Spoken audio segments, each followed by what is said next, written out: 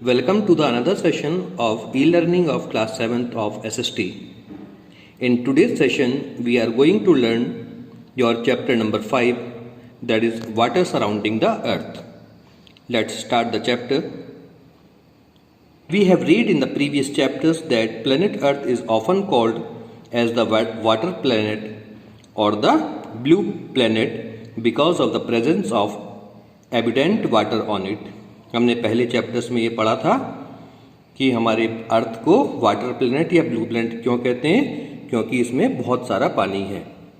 Water covers about 71% of the earth surface and is present as ocean, rivers, lakes, underground flows, glacial ice and water vapours in the air.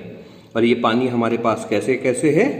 ये oceans के रूप में है, reverse हैं, lakes हैं, underground पानी है, glacier ice है और वाटर वेपर्स भी हैं. More than 97% of the reclaim of water of on the earth is salt water present in the oceans and seas, and about 2% is glacier ice, and less than 1% of all the water on earth is fresh water in rivers and lakes. पर इस सारे पानी में भी क्या है?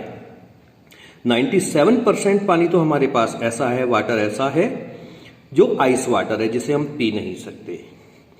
2% water glacier ice की तरह है, और केवल हमारे पास पीने के लिए कितना पानी है जो यूजेबल वाटर है? That is only 1%. Thus the oceans namely Pacific, Atlantic, Indian and Arctic are the largest reservoirs of water on the earth.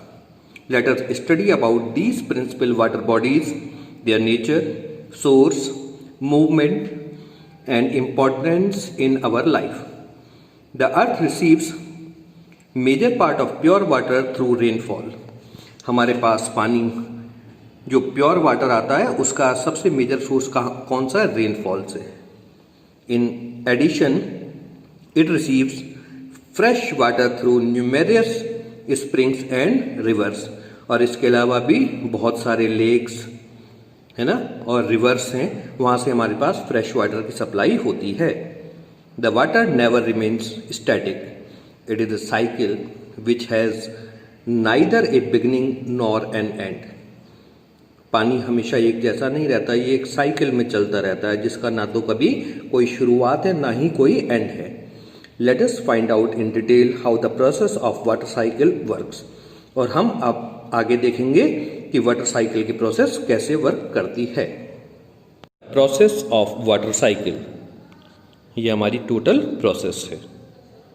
The sun is the main source of energy which causes water to evaporate. Sun जो हमारी energy का सबसे बड़ा source है, वो पानी को evaporate कर देता है. Hence, water of the ocean is converted into water vapors due to the heat of the sun by the process of evaporation. और इसी कारण से जो हमारा पानी है, जो ओशंस के का वाटर है, वो इवेपोरेट हो जाता है. किससे? सन की हीट से. The evaporated vapors rises up in the atmosphere and condense into tiny crystals of ice or droplets.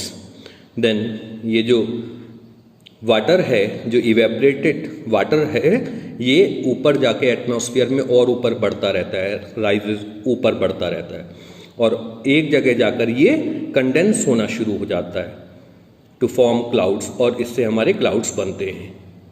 When the condensed ice crystals or water droplets grow in size and are unable to float, they fell down over the earth's surface as precipitation. और जब ये evaporated water condense हो जाता है और धीरे धीरे मिल जाते हैं, जो पानी के छोटी छोटी कण होते हैं वो मिलने शुरू होते हैं, कंडेंस हो जाते हैं, तो ये कई इतने भारी हो जाते हैं कि ये वापस हमारी ज़मीन पर गिर जाते हैं. It is because of the never ending circulation that the process is described at water cycle. और ये लगातार प्रोसेस चलती रहती है, और इसी प्रोसेस को हम बोलते हैं water cycle. A major part of the water runs off over the earth's surface, forming numerous streams. A small part of rainwater precipitates inside the earth, which forms groundwater.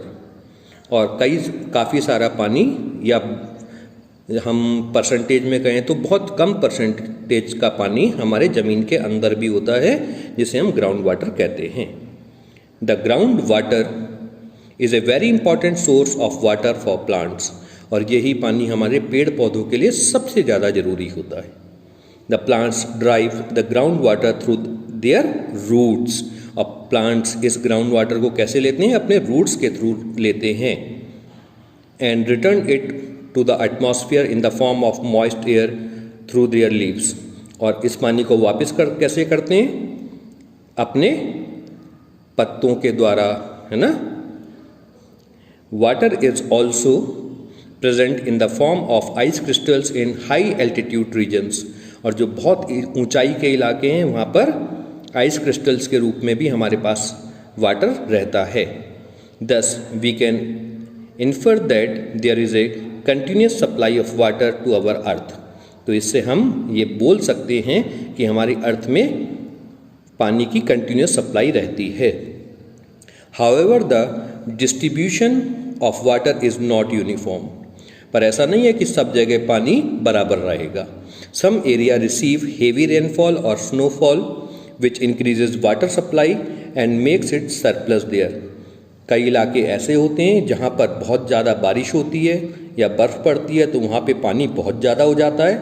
And on the other hand area receiving low rainfall और snowfall have scarcity of water, और दूसरी तरफ कुछ ऐसे इलाके भी हैं जिनमें पानी की बहुत कमी होती है, क्योंकि वहाँ पे बारिश बहुत ज़्यादा कम होती है। We can regulate this source by storing the surplus water in the large reservoirs और by conserving it in the several other ways. और हम क्या कर सकते हैं? जहाँ पे पानी की एक्सेस सप्लाई है, बहुत ज़्यादा बारिश होती है, वहाँ पे हम पानी को स्टोर करके ऐसे एरियाज़ में पहुँचा सकते हैं थ्रू कैनाल्स जहाँ पे इस पानी की कमी है। To sustain life on the earth the judicious use of water is necessary, so we should save the precious natural resource।